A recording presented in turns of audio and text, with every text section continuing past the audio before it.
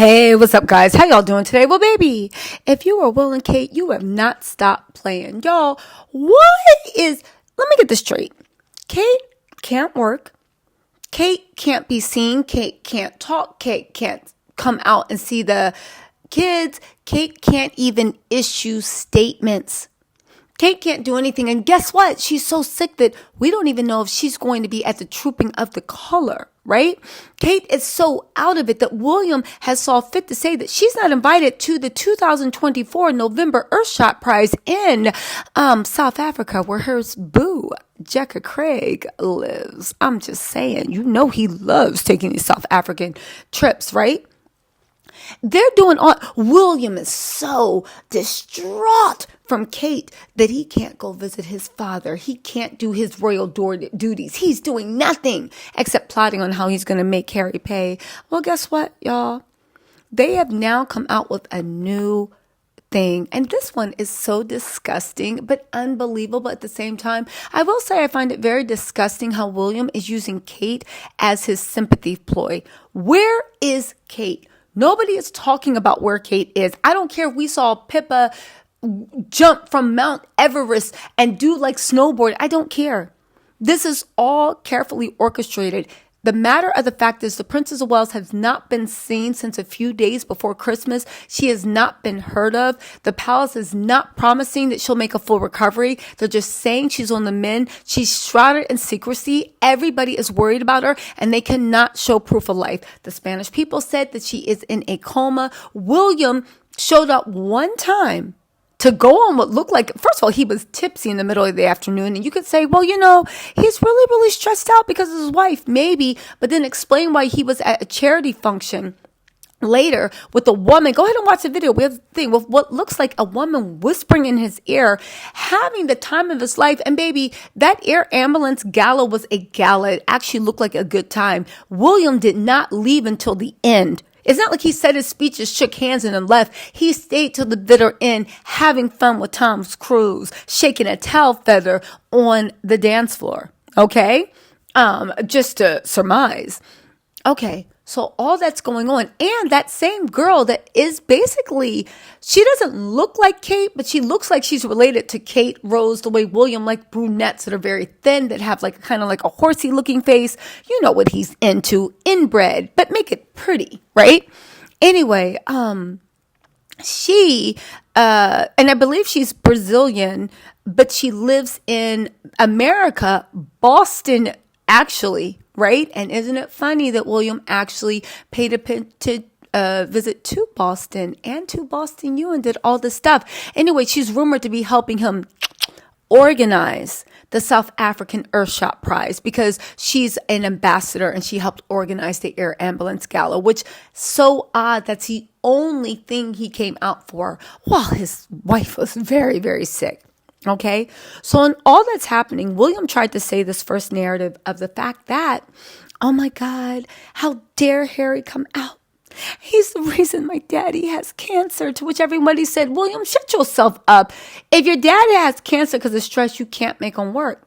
So he retracted on that because Charles is playing really, really nice with Harry and Meghan because, like I said, Charles wants Harry and Meghan to come back into the royal fold. And I really honestly believe they made an agreement to come back out into the royal fold. Well, guess what, guys? He's now shifted it to Kate. He's now saying that Kate Middleton, the same Kate Middleton that said she's horribly sad about how stressed out William is over her condition and her father's condition. And the woman that is missing is terribly worried about her bald-headed husband. Y'all, listen, I know those 6 pieces of hair on William's head just rolled their eyes and said, are you serious? Well, listen to the new one. Kate Middleton is sad and nervous about Harry and Meghan's next move. The trust is gone. This is literally an exclusive.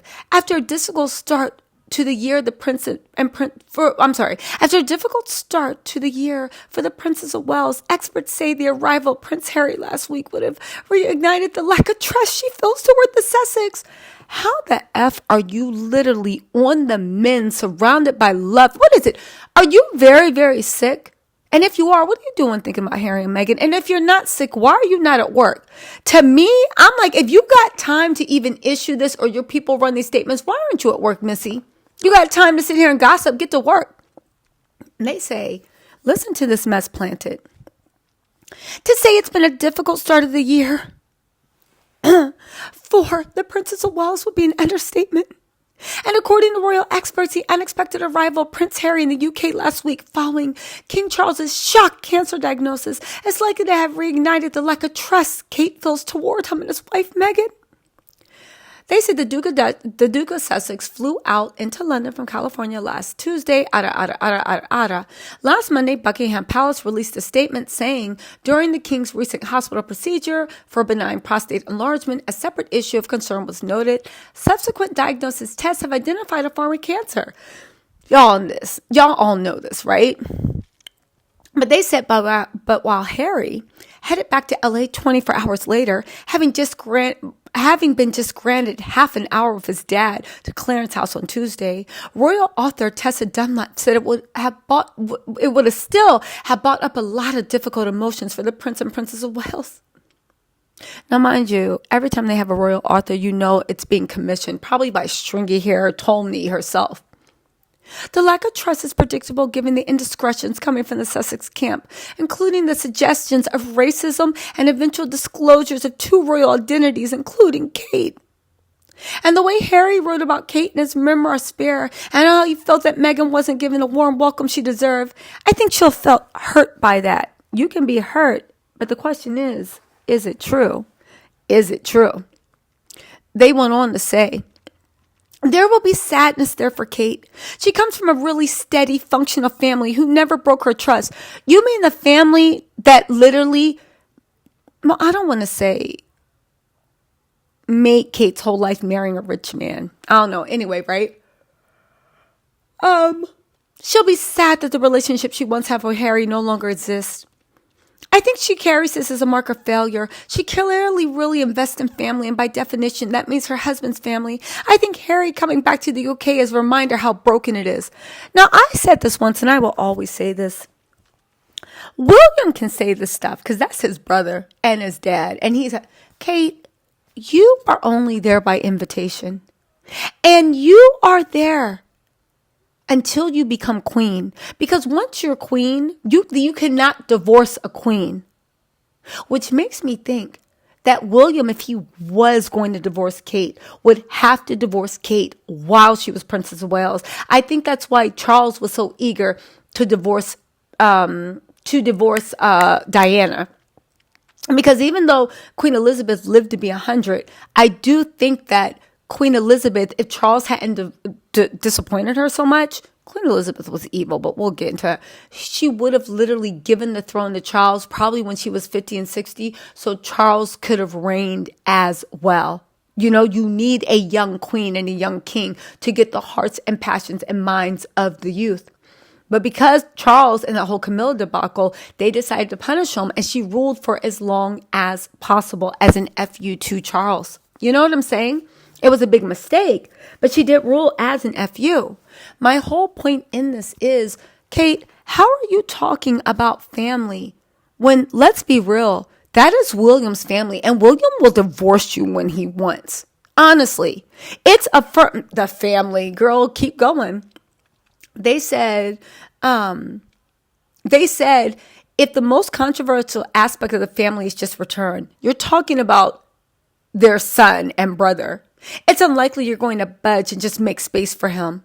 There will be self-correction there, and it's a case of button down the hatches. Clearly, William still has considerable issues around Harry. Harry's on the outside now, and that's across the the beer. You don't write a book about your family, expect to build bridges a moment. At the moment, and here's the juicy part, because Kate's still recovering from her operation, she and William had the perfect excuse not to lean into Harry's narrative. This has given them the moral high ground. Previously, Harry was the one feeling bruised, but now it takes the pressure off of them as they're vulnerable. They are literally trying to say that prior to this, Harry could play the sympathy card, but now that Kate is sick, now William and Kate can use the sympathy card to manipulate the public. This is wild they're admitting this. listen, Angela Levine said William feels very anxious about his brother. Listen to what she said.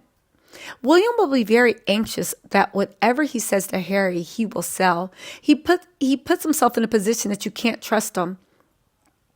The family feels cautious about him coming. After 4 years of rudeness and untruths most of the time, it's very difficult to understand change. They said it's perhaps inevitable that Kate would feel unnerved by any future interactions she and William may have with Harry and Meghan.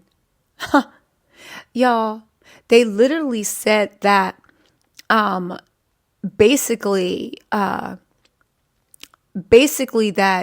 it's not an easy relationship. They're two different people, two different women, but they're basically saying that Harry being around William and Kate causes William and Kate to feel nervous, and they are afraid that Kate's nervousness around Harry will mess up her recuperation and she won't be able to recover.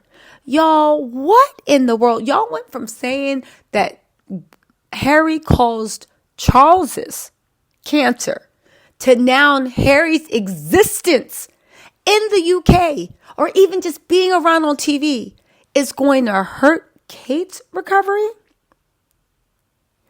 Going to hurt Kate's recovery? Y'all, listen. I don't understand. Y'all, I don't understand how, what, when, where, or why they think they are doing. But you know what, baby? I love to see it. I love to see it. Listen, let me know what you think in the comments. I'll talk to y'all later. Bye. Oh, yeah. Heavy upload day, guys. I am going to do a bedtime story. I'll talk to y'all later. Bye.